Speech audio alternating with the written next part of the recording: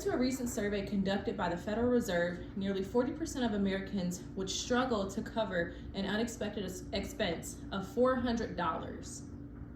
So basically meaning if something were to pop up in my life right now that I had to pay for, such as you could say my dog having to go to the vet, and it was $400 or more, 40% of people cannot afford to cover that unexpected expense. This statistic highlights the financial struggles that many individuals face and the importance of budgeting to build financial stability. So, creating a budget is very essential for financial stability and success. If you don't have a plan, you don't know a way to the goal, right? So, in this speech, I'll discuss the importance of budgeting, the steps to create a budget, and tips for sticking to the budget. So first, we're going to talk about the importance of budgeting. So a budget is a financial plan that outlines an individual's income and expenses over a specific period of time, typically on a monthly or yearly basis. It serves as a roadmap for managing and allocating financial resources. Next, what are the benefits of budgeting? Financial control and organization, identifying and prioritizing financial goals, avoiding debt and overspending, building savings and emergency funds.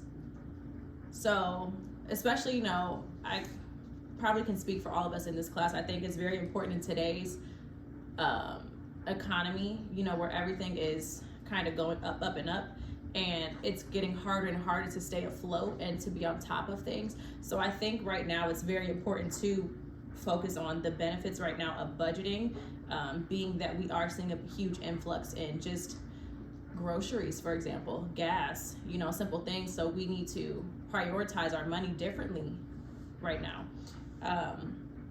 So next, steps to create a budget. First, you're going to want to assess your income.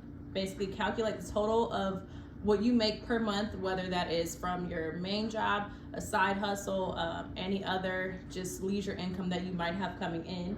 And then next is going to be tracking your expenses. So analyze your past spending habits. What did you spend last month? How much did you spend on X, Y, and Z? Groceries, gas, shopping, just going out to dinner, activities like that, that might just be hanging out, because those things matter. And then you're going to want to categorize them. And after that, you're going to want to kind of just research and see. There's a lot of budgeting tools that exist, whether that's different apps.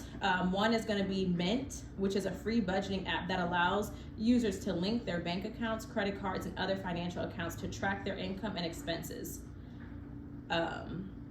So for me personally, I think that that's something that's helpful for me. I actually have that app, and I excuse me, I find it to be very helpful, because sometimes I might think like, okay, I've only spent like this amount of money, like I'm good for this, but maybe I'm forgetting about a bill that might be due tomorrow, and I'm thinking that I have money to go out to dinner with my friends, when in reality I don't, because I have something that's coming out. So it helps me kind of stay on top of that and keep track of what is coming out, what has come out, and what to expect coming in.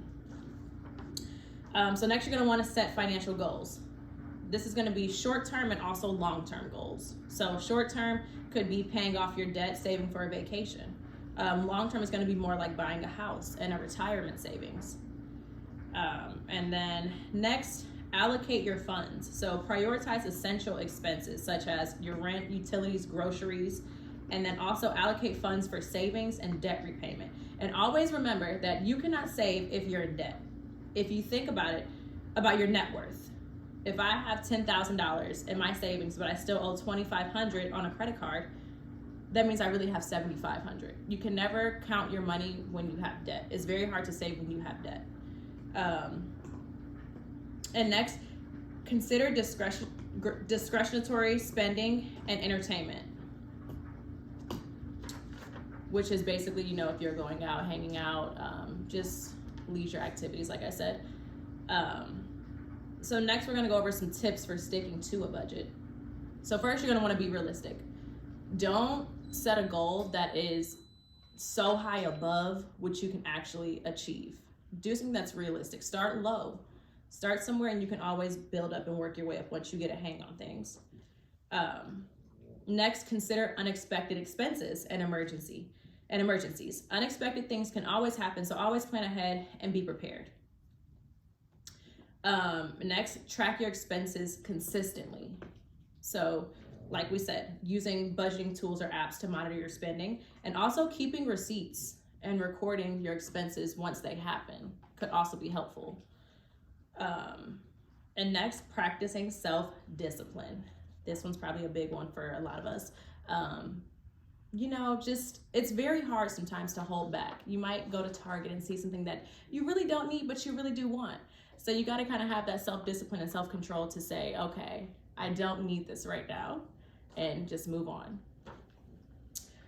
And then also just being able to differentiate between the needs and wants, like we just said.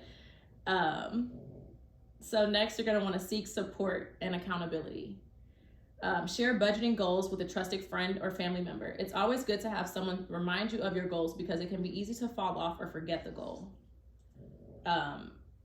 Again, for me, I have a friend and we definitely do share those talks and just goals about different things that we want. And like we set, like, for example, we'll say like, well, we want to go on a trip here.